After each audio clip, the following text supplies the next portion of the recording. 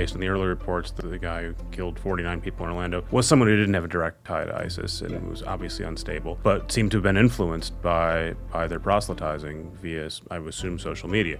So it seems like that's the kind of thing that does work.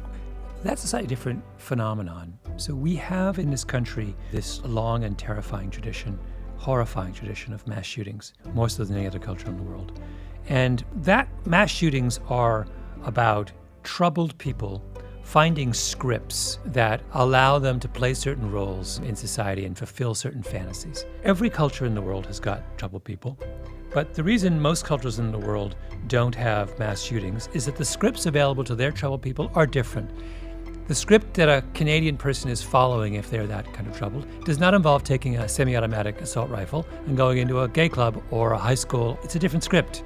What has happened now is that ISIS is simply providing another script to a pool of people in the United States who are looking for one.